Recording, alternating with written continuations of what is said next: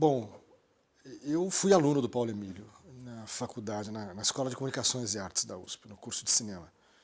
Eu entrei em 69 e ele era professor já no primeiro ano.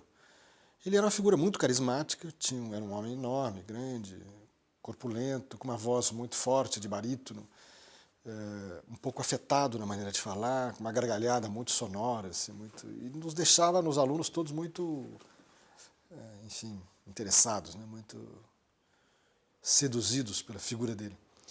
Ele, inclusive, tinha consciência disso, de maneira que ele não abusava desse efeito que ele tinha sobre nós, né, que era muito grande, né. Ele era um homem maduro, com uma carreira já consagrada, não de escritor de ficção, mas tudo mais ele já tinha feito, né, publicado. Era um homem que tinha esse passado político muito importante, né, um pouco herói, né, para nós de uma certa esquerda independente brasileira, enfim, tinha todos os elementos para chamar a atenção. E ele chamava, de fato, muita atenção da gente.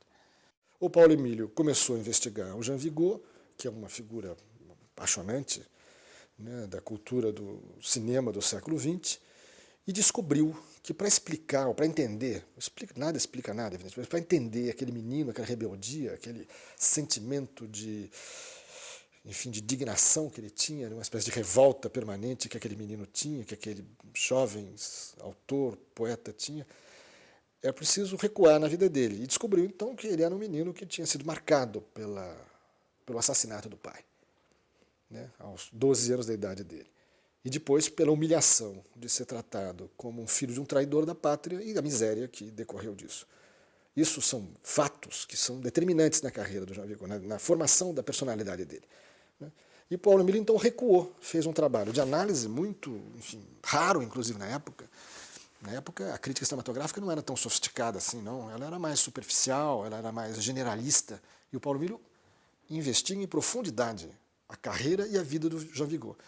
E, nesse processo, ele descobre a figura do pai, que é uma figura emblemática na cultura francesa, da qual não se fala absolutamente até hoje, é uma figura interdita, porque ele revela muito da fragilidade e dos negócios e das situações políticas, da flutuação da situação política na Terceira República, e envolvendo com a guerra, com a Primeira Grande Guerra, né? O que cria uma grande complicação, porque problemas parlamentares de repúblicas frágeis ainda, enfim, é normal, acho que qualquer país, mesmo europeu, teve isso. Isto ligado à guerra e ligado à perspectiva de uma derrota na guerra, tem um outro peso enorme, tá certo? Então o Almeida, o pai do Jean Vigo, é uma vítima dessa circunstância histórica. Era um homem fascinante, de uma beleza. As fotografias que eu vejo são cada vez mais impressionantes. Muito charmoso, muito sedutor, com uma inteligência muito brilhante e com a capacidade de oratória, né, de fala muito... que teve uma importância muito grande no momento em que se discutia, né, o papel que podiam ter os movimentos de esquerda, sobretudo anarquistas, no começo do século, e ele se revela, além de tudo, um grande estrategista militar, entre aspas, porque ele era o cara que organizava as contra-milícias, né, digamos assim, dos anarquistas, né, que atacavam as milícias dos Camelot du Roi, que eram milícias da direita francesa, e ele se revelou um grande estrategista militar. Tudo isso intuitivo, ele era um homem praticamente sem estudo. Tudo isso era talento próprio, vivacidade e tal. Ele é uma figura quase que literária, no sentido de que a gente lembra de várias personagens de escritores literários, sobretudo Balzac. Tem uma personagem muito interessante que faz de tudo para subir na vida. E isso acontece um pouco com ele. Até que decorre a tragédia do assassinato dele, porque é uma queima de arquivo, basicamente. Ele era um cara que tinha informações que poderia levar a um estrago enorme, entendeu? Dentro do esquema de poder da Terceira República. Como isso não interessava mais, na medida que o Clemenceau tinha recuperado o governo e tinha encaminhado o governo na direção de um confronto definitivo com a Alemanha, que levou à vitória, ele virou uma figura completamente descartada, tá certo? Uma espécie de figura jogada na lata de lixo da história, de um dia para o outro. Agora, isso é fácil de dizer com o distanciamento, enfim, com essas coisas todas, a gente não tem nada que ver. Agora, um menino, filho dele, que adorava o pai, aos 12 anos você vê órfão, né, e a vida dele degringola completamente. Né? Esse menino é que vai se tornar o grande cineasta Jean Vigo.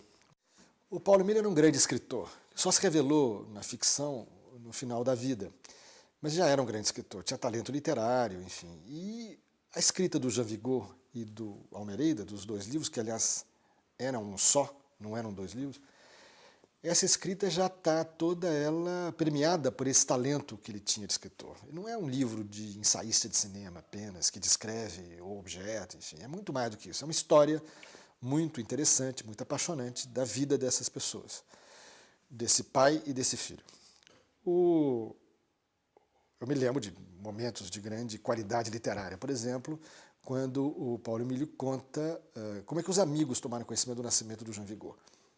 O Almeida morava numa água furtada, miserável, em Paris, que eles já conheciam,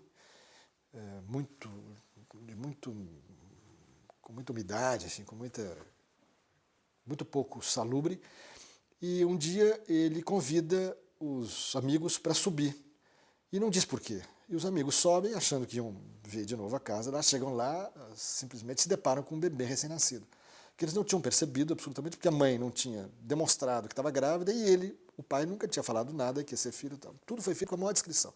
Chegou lá e encontram um menino, um recém-nascido, no meio de uma água furtada, miserável. Acharam uma graça louca nisso. Né? A maneira como ele descreve essa cena é extraordinária. Como ele narra isso, é de escritor, né? De ficção.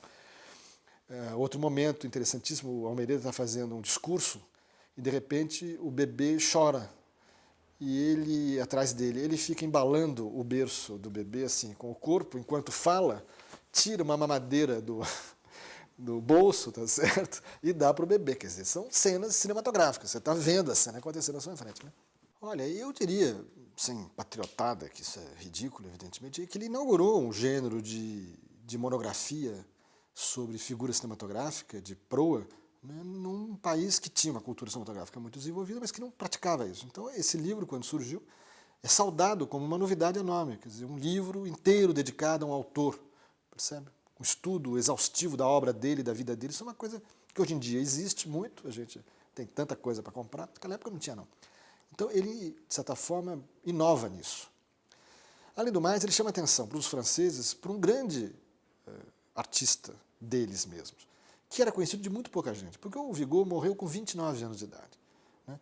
O filme dele, que é uma obra-prima, A Atalante, foi completamente desfigurado. E quando foi exibido, logo depois que ele morreu, guardava pouca relação com o filme que o Vigo tinha feito, percebe? Então, a obra dele também não era conhecida. Foi desfigurada. Havia uma memória afetiva e uma certa suspeita de que se tratava de um grande artista. Mas as provas materiais não existiam, eles já tinham desaparecido, muito moço. O filme não existia, falava-se, no fundo, de um mito. O Paulo Emílio não só investiga isso, e o Paulo Emílio é muito bom de levantar hipóteses, inclusive tem uma hipótese que ele levanta no livro dele, em 53, de que a versão original do filme A Atalante, na íntegra, nessa versão, estaria na Inglaterra. Porque as críticas inglesas falavam de um filme que não era o filme que ele tinha visto na França, a versão que ele tinha visto na França. E, de fato, isso aconteceu. Né? Quando a Gaumont, na década de 90, vai restaurar o filme, onde é que ela localiza uma cópia integral do filme? Na Cinemateca Inglesa, tá certo? Exatamente a cópia que tinha sido exibida em 34, 35, na Inglaterra.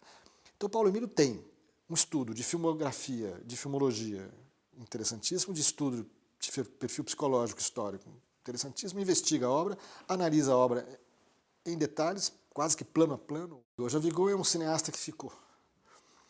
Um cineasta que ainda hoje nos provoca grande emoção, entendeu? Grande impacto, né? Pela alta densidade poética e alta inventividade.